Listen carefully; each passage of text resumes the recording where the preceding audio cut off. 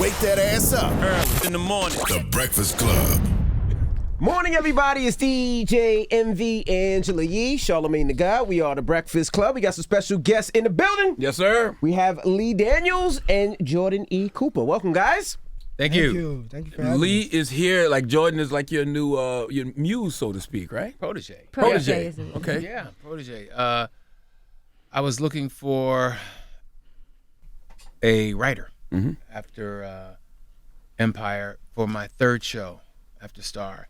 And it's a comedy. Miss Pat's been on your show. I love Miss Pat. Miss Pat. Phenomenal. And we were going through the usual suspects to find a storyteller, a writer, to tell this half-hour comedy. She's sort of like a Black Roseanne. Y'all seen her on this show, right?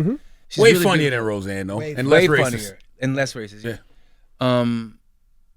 Anyway, I couldn't find the right writer, so I went into the streets, and I said, you know, so many writers are conditioned, especially Black writers are conditioned to write a specific way for comedy. And so I needed to think, I had to hire somebody that was out of the box.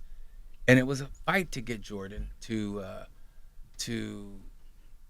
get hired, but he wrote a play that was just like, it blew my mind away. Why was it such a fight? It changed because they're in the system. When you're in the system, it's in the system. Once you're in the system, they don't Play wanna, by the system they rules. you don't go out the system. Yeah. So they don't want to see nobody young. That's why a lot of Black kids can't get into the system because there's unions, there are rules, there's a structure, and it's rare that we are able to go out of the system. So, but I was forced to go out of the system because I didn't want to lose Miss Pat. So I had to go into the streets, literally into the streets, and find somebody that was going to shake it up with a new vision. How did you find Jordan? He was homeless. Living under a bridge. He was in the streets, clearly. He had your little Starbucks cup asking for change. I went to see a play. His agent told me to see a play that he had written at the Public.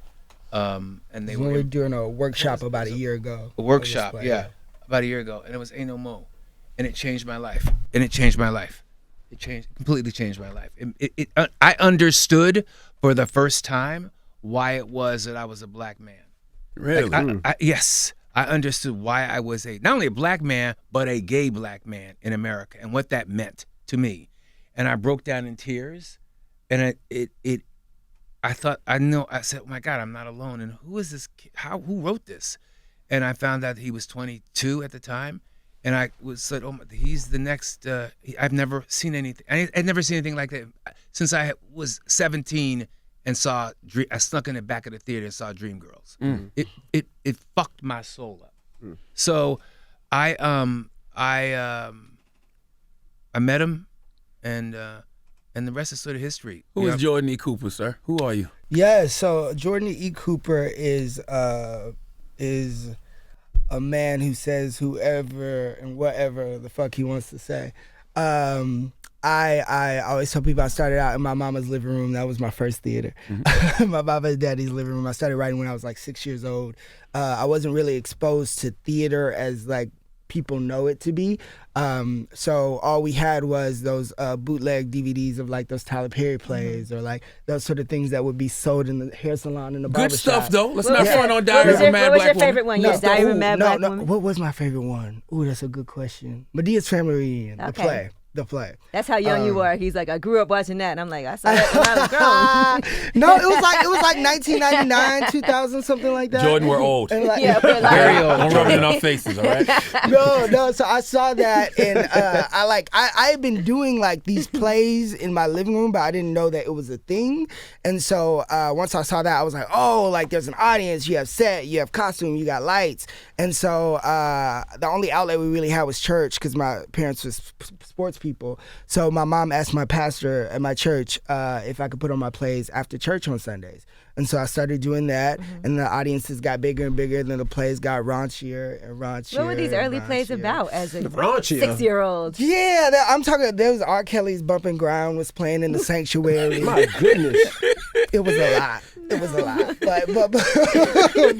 But I got done with church because I couldn't necessarily tell the stories that I wanted to tell anymore. So I started like raising money so I could like rent out theaters downtown. I started doing that. And I started working at Jubilee Theater in downtown Fort Worth, became their artist in residence. And I wrote this play based off of a Kendrick Lamar song called Black Boy Fly, which ended up, the money from that play, it was like a pay what you can thing with the community, and the money from that play got me through my first year of college in New York. Nice. So that happened, and then I kept writing, and then in the summer of 2016, that's when Philando Castile and Alton Sterling got murdered within a week of each other, and then the Dallas incident happened, and I always talk about how I found myself almost slipping into a depression in a lot of ways. And I'm the kind of person who likes to laugh. Like, I'm the guy at funerals like, why is this bitch wearing a bra and she's going 6 feet under? Or why does her wig look like two squirrels are fucking each other on the top of her head? Like, I have to kind of morph my brain to laugh through that pain. And so basically, I came up with this concept of Ain't No Mo, which is like, what if all black folks in America, when we originally came over here as cargo unwillingly, what if we just willingly decided to pack up and move to Africa? Take a one-way flight. Yeah, which has been a real conversation lately. I've heard people really considering The it. Game just posted on his social media. Yeah. The Game just said, if we all moved to Africa, we would cripple the economy in America. He just posted that a couple of days ago. Would. But he poses a very good question about if we left, which is basically like and it's posed in the play. Yeah, so it's like two sides of the coin, right? Because it's like, for me, it's like, yeah, let's get out, but also like my ancestors' blood is buried in the soil. Their bones are buried under that dirt. So, and they fought to call this place home for me to be able to call this place home. So for me to leave their blood and leave their bones on this soil, what does that mean? Does that mean all their blood was spilt for no reason? And so I wanted to pose the question of like, what is America if it wasn't for black folks? Or what is, like, we are America in a lot of ways. So like, what if all this culture that we created, there's a character in the play called Miss Bag, and she's a physical bag, but like all of blackness lives inside of her. Everything that black folks have ever created, everything from the wobble to fried chicken to like anything you could think of is inside of that bag. And so I don't want to give the play away, but she's a character of her own. And so I wanted to pose the question of like, what would happen?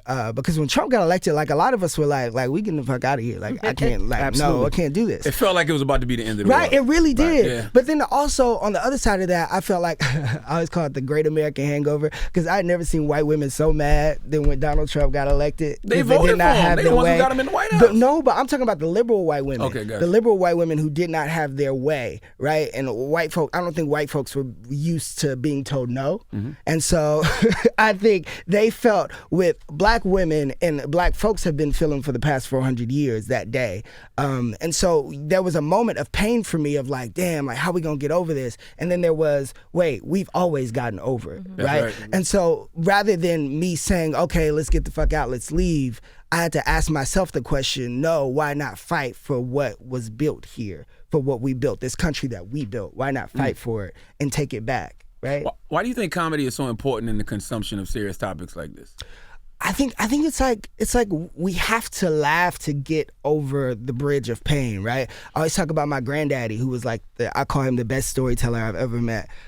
He just passed away recently, but like, he grew up in the Jim Crow South, right? He was born in the 1920s, and he always used to tell the story about him working at a bowling alley and getting hit in the head with a bowling ball by a white man who called him a nigger. But like, the way he would tell this story, we would be dying laughing. Like, he would be like making all of us laugh and be dying it didn't sound right funny along the way with you it. just said right, it exactly. at all. But And no, that didn't sound funny at all. he'd be dying right along No, with it did us. seem kind of funny. when The first thing I thought was great. As soon as he said when I did The Butler, I found that the slaves that in this I didn't know you had a stutter, Lee. statistical. How you say statistical? Statistical. Yeah. That the slaves that survived the slaves that survived the voyage were those that laughed. Yeah. That's what kept us alive. So we laughed through our pain. We have Man. to. And I think We that have to. which is really deep. You know, for a lot of people that don't know, Lee, I just wanted to try to tell there's a lot of people out there that's listening right now that wants to be a writer, that wants to be directors. How did you get your start? For most people, for people that don't know, Well, how I did you think start? it's a different time now. We're in a different place right now. Like I think that, you know, for me, the doors were closed. So there was I called, it's disruption. And I was not going to take no for an answer because everyone had passed on the first film that I'd done. And it was like I knew it was going to be good. And, but no one wanted to see it. So, it was drug money. So, I knew what I had to do. You did your first story with drug money? Mm-hmm. Well, you were selling drugs, Lee? No, I wasn't selling drugs, but I had many family Drug members dealer friends? what do you think Empire's about? I had Gotcha. family members that were drug dealers. Got you. My sister, I had family members that were drug dealers. So, I may be Lee Daniels. I'm in the streets. Yeah.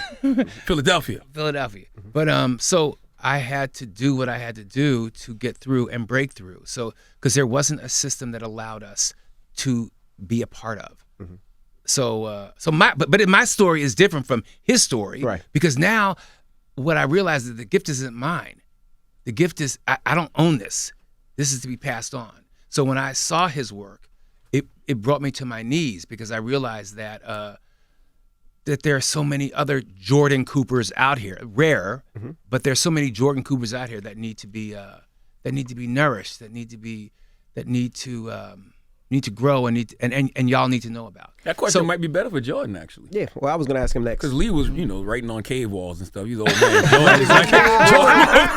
Jordan more fresh with. But he kind of told us how he got started with it. And Jordan and Lee, just for what you were talking about comedy, right, to kind of get through the pain, we think about Dave Chappelle and what he had to say about the Chappelle Show. Now, does it matter who's laughing at the joke and how they might interpret it? Because sometimes you look at people laughing and you're like, are they laughing for the right reasons? Right.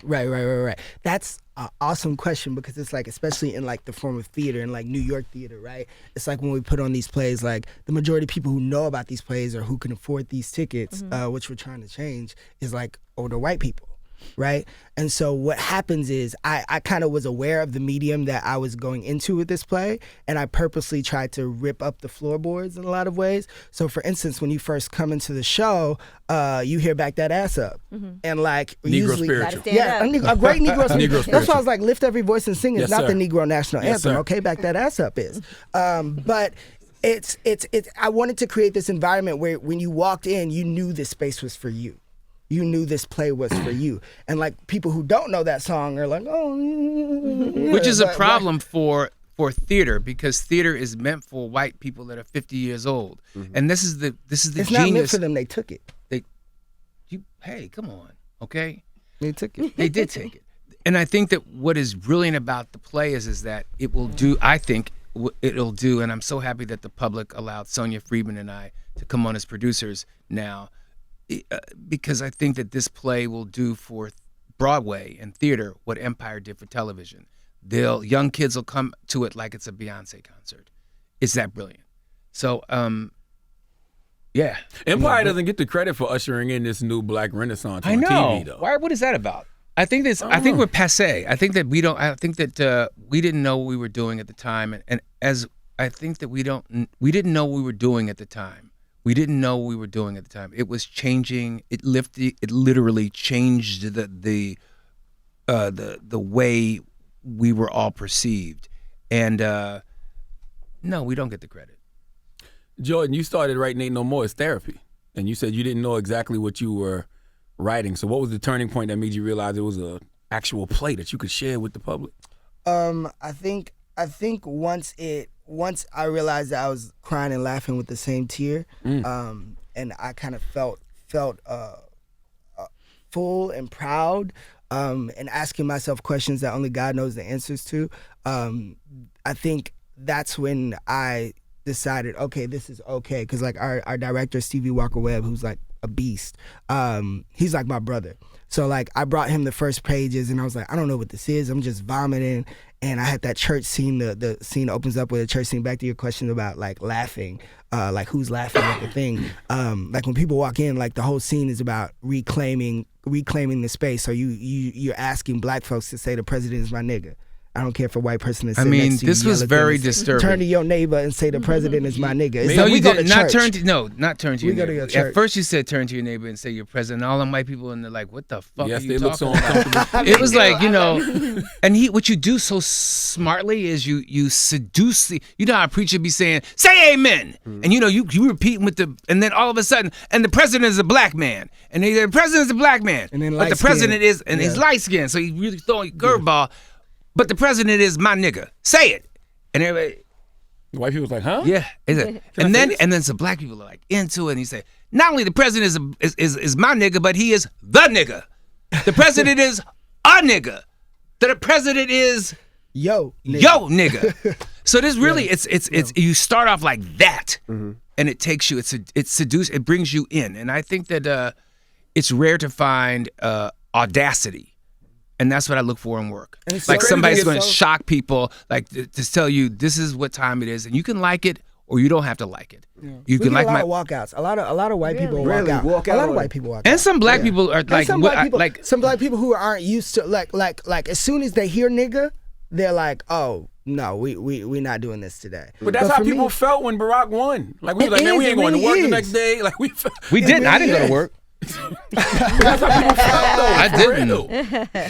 It really was. It really was. And I think a lot of us miss that. I think a lot of us forget that. But also like I go back to Larry Wilmore, right? When Larry Wilmore did the final correspondence dinner, and he was like, Barack, you did it, my nigga. And like a lot of people were like up in arms about that. sure were. And I had to check myself because I was like, no, why he say that in front of all them white folks? And I was them like, white well, people. why not? I was like, why not? And so that's what I wanted to do with the play. I was like, I wanted people to know that this is your space. Like, don't let anybody shush you. Don't let anybody turn to you and be like, oh, you can't say that. You can't do this. Like, this is your space. Like, whenever we had Swag Surfing come on during the show, and like there was Another a row, Negro spiritual. Yes, Yes, another it is. Negro spiritual. Yes, praise the Lord. And in the back there was just a whole row of like black folks just, man, I got that swag, da, da, da, da. And you just saw these two older white people in front of them just get up and walk out. And that was like right before the couldn't play. take It's like, it. they couldn't take it. They couldn't take that energy. They couldn't take that swag. They couldn't take that blackness. They couldn't take that power, because it is a power, and you have to be ready to let go of your own guilt. You have to be ready to let go of your own idea of what theater is in order to enjoy that kind of experience. And back in the day, that started a lot of revolts too. Like, black people would get together, they would Right. start singing and Right. chanting, and then the next thing you know, they start killing white people. Right, So literally. white people got out of there. They didn't know what their ancestors told them to leave. I mean, he redefines what for me, this redefines theater for me. I think that, going into this, my sister had never seen a play, nor was she interested in seeing a play. She's 50 years old. She had never, wasn't interested in seeing a play until this, and she's like now open to theater. So I think that's important for black people to understand that there is theater for us. That's amazing. We started it in Africa. With theater? Yeah, Break it down, that Jordan. He knows. That started because it wasn't as we know it to be with actors and a director and things like that. It was basically church. And church, if you go to a black church on Sunday morning, it's theater. It's theater. We're performing. Everybody's performing. You know what I mean? So it's like it started there, and then it went over to the Greeks, and the Greeks get the claim for it. But it was really us just praising our gods. And that's where theater started. And then the Greeks started saying, oh, then you could have actors, then you could have a director, and they get credit for it. But really. It is true that we will go see something that we're interested in. Like we went to go see Mike Tyson's play. That's right. Right? I remember Jim Jones did a play. I seen Mike Tyson on Broadway. Went to go see Seen that. Rocky. I took my mom to go see Aida because who was it? Heather Headley was the lead Hamilton. in that play. Yeah, Hamilton. people love going to see Hamilton and won all those awards because of the soundtrack as well. Which started at the Public Theater as well, which is where Okay, A-Mama is. Jordan, Yes, yes. we see the plan. And even now, like the Temptations have a musical on I Broadway. love that. Motown Have you seen has it? a musical. No, but when It's I see great. things like that, It's I'm like, great. I'm going to see this. And It's Tina Turner great. has a play Yeah, it's coming. to Broadway also. Yeah, it's coming. It's coming. Now, I haven't seen the newest rendition of Ain't No More, but they said that, are you dressing in drag? Yes, I'm play a playing. character named Peaches? Yes. See, you did not see him as Peaches. You saw it in its earliest form in L.A. Yeah, we had the script in hand for you saw it, I think. They were Yeah, literally they had the reading. You script. saw it Yeah, before yeah. anybody saw it. Yeah. And now I decided that he wrote it. Since he wrote it, he should play Peaches. He was like, well, nah, man, I should give it to a gay actor that is in need of work, because you can't find drag queens that are in need of work. You got, I said, no, motherfucker, you wrote this. This is you. Put on them heels, put that wig on, and play Peaches. So it's real. Which I did, and I didn't want to do, but once I like actually took hold of the language, it was like putting on a glove, which I always said that I never wanted to be in my own stuff, but once I did Peaches, it just felt so right. Is that when the black people start walking out? No. Surprisingly, no. But that's also what we talk about in the play, right? Because I wanted to take. I wanted my question, because Peaches she's this flight attendant who's in charge of this gate agent who's in charge of getting all black folks onto this plane. She's the only one in charge of getting black folks onto this plane. So I wanted to ask the question. I want to put up blackness in history with queerness and blackness, because a lot of times whenever we think of gay, we think of white, and a lot of times whenever we think of black, we think of black, right? When actually those two things can intersect and coexist for millions of people. So what does it mean if this drag queen is helping all these black folks onto this plane? And she even talks about in a monologue, she talks about like sometimes niggas will never accept any other nigga that don't fit into their tiny idea of what a nigga can be, right? She talks about how she got beat up the night before by a group of niggas who she's also helping check onto this plane, right? So like what does that mean? And so I wanted this queer black person to be in charge of blackness for a day, Right. because so often we're forgotten in black history. Right. We're not mentioned in black history, but we're there. Everybody's there. That's interesting, because it's like these people are getting on this plane to run away from prejudice, but this black queer person still has to experience prejudice even with her own people. Right. And it's left. We can't say that part. No, you can't say that.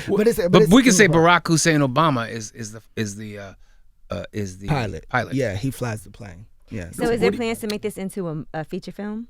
I'm hoping. Possibly, yeah. We're gonna take it to possibly take it to London, but he's gonna be writing Miss Pat. So which I'm so excited. Y'all, Miss Pat is like. Before we get to Miss Pat, let's talk about Peaches for a second, because there's gonna be a lot of dudes out there that say black men emasculate themselves by dressing as women all the time for a little bit of fame and laughter. What do you got to say to them? I think to that I say, that's ignoring blackness. You can't say you love black folks and say shit like that. You can't say you love black folks and hate gay people, because then you're excluding blackness. You're like doing the same thing that they're doing to us. You want a certain kind of black person. Right, exactly. Yeah. You want a certain kind of blackness, a blackness that makes you comfortable. When in reality, you should be as unapologetically black as you are unapologetically this queer. nigga right here. Are you with me?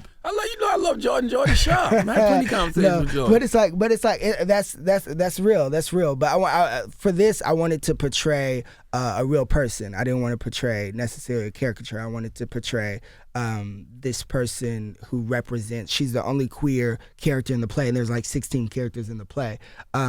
But I wanted to basically put all of black queerness into this one character, almost as if you laid it on the cross and you put it to death in a lot of ways. Now, does the LGBT community get mad at you though, because you got 16 characters and you only got one representation? No, because I think once they see the play, they'll understand, because there's a purpose behind it. There's a purpose behind it. But I'm really excited for people to be able to see it. I'm so excited to share it with the world. Also, I want to shout out to Khalil Kane for shouting us out when he was here. Yeah. That was really dope. That was really, really dope. I'm surprised you was watching the Khalil Kane interview. Right. But thank you. No. Did I? Somebody sent you a clip. Dope. He's dope. Yeah, somebody sent me a clip. Me. I sent you the clip. Yeah, you did send me a clip. No, but Khalil's really dope. No, I like Khalil. Yeah, Now, Miss Pat show. Yeah. Oh my God. Lee's doing that. Jordan, you're writing that. Yes. I mean, like it was really hard to find a writer for that, because that was the hardest thing I'd ever. Yeah. I mean, because it was so sad, because she's so brilliant. Y'all had her on the show. Yeah. You see how funny she is. But the writers that are Hollywood writers didn't know how to write for someone like Miss Pat. You had to think out of the box. Right. And when you see the play, you know it's so completely out of the box. It's so audacious that I had to literally fight for this guy to get the job. I was still in college whenever he I was said trying leave to give college. me a job at Fox. I was Try to tell so us they thought he was I crazy. know, what is that I was a about, right? senior. That's called serious pimping. Ain't nothing wrong with that though. Did it work out? No. He stayed in college. Yeah. So He stayed in Not college. work out. He stayed in college. He stayed in college. He No, did. He I does. finished. I'm in my My mama senior wasn't gonna year. let me. Yes, he did. Homicide, nothing. Yeah. I can do both. But Miss Pat is Miss Pat. He didn't even have a lawyer, yo. He didn't have anybody to negotiate the deal. Damn, Jordan. He All right. tells- So, okay. So listen to this lawyer's story. So he Jordan. calls me up. I go. So he needed a lawyer to negotiate. And Lee said, I got one for you. So no, I didn't. You can't refer to conflict of interest. There you So go. he found somebody's lawyer, and I'm talking to him at the restaurant, and he's like, I said, how did the lawyer meeting go? Because I'm like, gotta get the deal on him, bro. And he's like, it's really good, but oh, wait a minute, he's walking out the door. Oh my God, Lee, I don't have no money to pay the bill. Oh my God, and he literally was having a meltdown. I had $7 in my bank account. He had $7 in his bank account, Damn. and it broke my heart because I thought, wow, man, that's me. That was me at his age. How'd you pay the bill? I put it on the You check. put it, yeah. But you have to call in. I was like, But you saw real, like you saw real. It reminded me of myself when I was his age. Damn. This don't sound like it's gonna end well for you, Jordan. What the points I look can't like? see. So the lawyer just left you there with the No, bill? he's gonna be Yeah, if the show And hits. that's still your Yeah, lawyer? He said he forgot. No, he's not my lawyer. No. Okay. It was like we were meeting for the first time. Okay. That He- motherfucker. He You should have forgot. paid. got a though. nice You should free have paid. bill. He was in a rush. how you see a kid like this and you a lawyer and you ain't gonna pay the bill? You trying to should've get a paid. client? Well, lawyers' jobs aren't to find talent. They don't see the future like you do, right? They want to. What can I you do mean, for what me you right gonna now? You got a Deuces client? to the kid. Absolutely. Yeah, you should have paid that. I mean, a lawyer, right? Yeah, you should have paid Yeah, that. that's And Miss a- Pat's show has been picked up. No, we're just doing the pilot. Okay. I doubt seriously that it's not going to get picked up. I feel cocky enough to say that because of this guy, Miss Pat, and me. But it's So got to Miss- be raw though. You can't water Miss Pat. No, down. no, are you kidding me? That's what, and that's what, Gotta and be that's cable what. streaming service. That's what I was shocked by whenever I came on board, because it was like the previous writers, they were all going for network shows, and I was like, have you like talked to Miss Pat? Have you read like her book? sat down with Miss Read Pat? it? Like, this is not a network show. And so thankfully, like Lee didn't even tell me anything. Y'all, this is how God works. God is so good, because it's like Lee told me.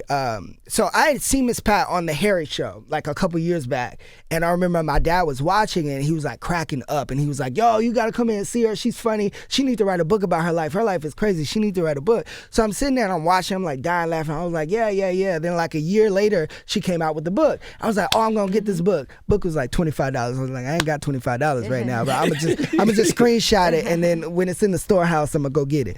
But then like a year after that, Lee called me and was like, hey, I want you to read this book. I was like, what book? He was like, I want you to read this book by Miss Pat. Rabbit. Rabbit. We're trying to see if we can make a show out of it, and just I don't want to tell you anything. Just read it and see what you come up with. And so I was like, wow, like God is so funny, like the way and he just shipped me the book and everything, and I was like, look at God, I get to read the book. If anything, I got to read this book. And so I read it, and like my brain was just like going off and off and off, because we're so our sense of humor is so similar. So it's like she's a hot ass mess. I love her so much. And it just gave me this flashback to like all those sitcoms that we used to watch when we were younger, like Good Times and Golden Girls and Martin and I we Love used Lucy to watch. and, I want you to understand. 19-year-old. This kid Y'all is used a. to watch. I want to like. Who, I got the this is a reruns. kid. This is a kid. I got the rewind. How old are you, Okay. Jordan? 23? 24 now. 24. Him Okay. and y'all used to watch. Yeah. No, so like I like went, and thankfully like for Christmas my parents would never give, I never really wanted any of the like video games or shoes or anything like that. I just wanted like box sets of these TV shows.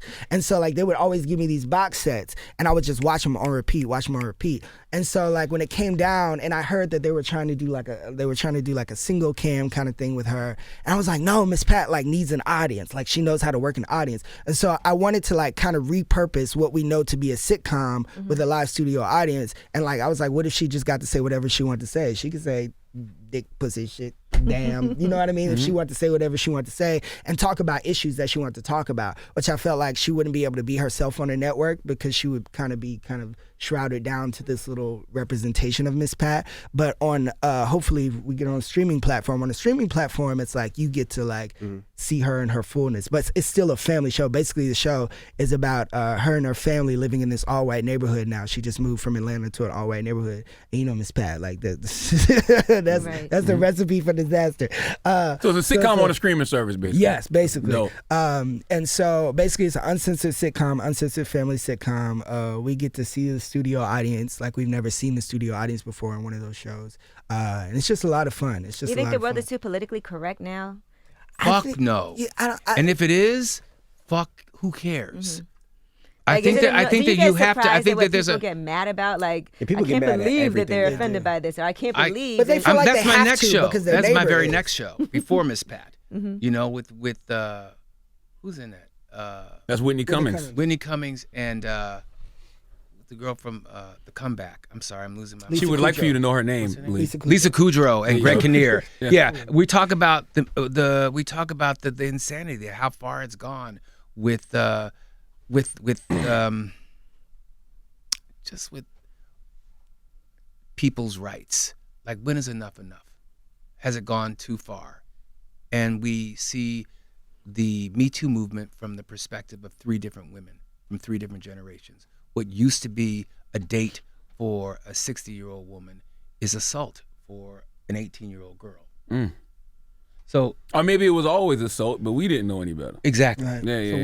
what is it exactly? So that's what the show's about, and we're doing it in a sort of a comedic way. So So even it's- like a Live in Color, could you see a Live in Color on air now, right now, at this time? sadly, no. I would do it. But I does- would do does it. that I mean, mean- I think that That's- sadly, that's- but I think that they're allowing us the space to do my show But like, with Whitney. and that's what, and I think that's what those 2 shows do is they challenge that space that Live in Color did take, right? It's like we get to say And your whatever show, we too. want. Yeah, And your show, and too. Ain't No Mo, because Ain't No Mo is basically like the same format as in Live in Color with sketches. It's But hard to do sketches now, though, It is. especially when real life is way better. Like, who could script the Jussie Smollett situation? I mean, who could write something like that? Lee's like, Not me. Not me. Not I. Lee, what were your initial thoughts when you first heard about the Jussie Smollett situation? You saw it. I went to Instagram. He went on he said you saw I me. went to, my initial thoughts, I went straight to Instagram, Yeah. and it was probably the most devastating because, look, just last Friday, that little boy killed himself. I saw you post that. Yeah, well, little boy killed himself, and I know what it's like to be abused. It's real. It's very real. So, like, regardless, I'm not a judge, and there's only 2 judges: there's God and that man with the cloak with the gavel. with the gavel. Those are the 2 judges. I cannot judge. I can only have compassion. And so my thoughts are inconsequential. I mean, I just. But I they're can not, only though, have- because you run Empire, so there was rumors that you were going to get rid of him and things of that nature. We're in talks to figure out what we're going to do with the show. It was odd seeing a SNL's piece about me because it was real. It's real. It's traumatic. It has traumatized the show. It has traumatized the actors. It is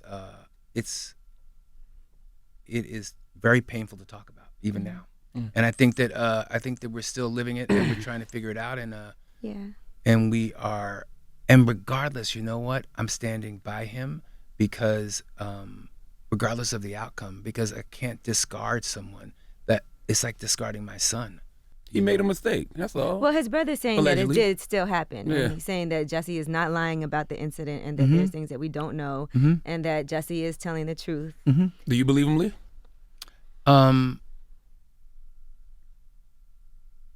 Again, I think that my thoughts are inconsequential. He's my son, and I can only say that I stand by him.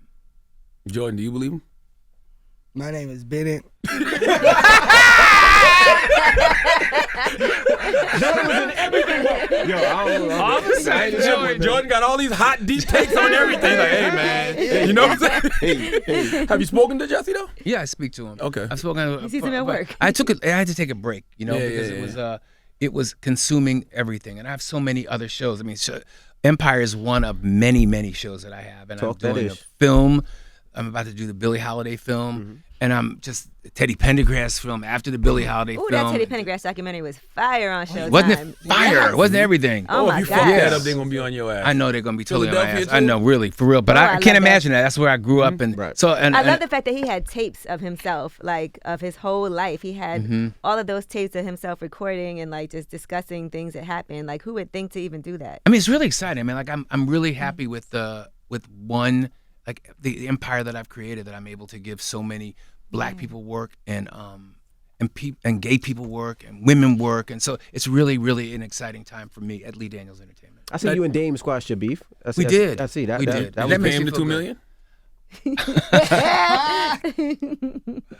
We squashed our beef. Okay. Will y'all be working with each other? Will y'all be working with each other in some future stuff, or y'all I just think so. squashed it? Yeah, I think so. Yeah. No more beef. You know in one these thing? streets. He's a good man. Yes. He's a good man, and I think that I was out of pocket, and I think that Takes a real man to admit that. Absolutely. no, I mean, because sometimes you really get caught up into that white voice that's in your head that are surrounding you, saying, no, you signed a document, Lee Daniels. You signed a fucking document. You do not owe him any money. That was your white voice too. That Just was like what you yes, said. because that's what You my signed a lawyers, fucking my document. lawyers and my agents was telling me that you don't owe him any money. Right. But you know one thing, As a I bet nigga, you, let me tell you something.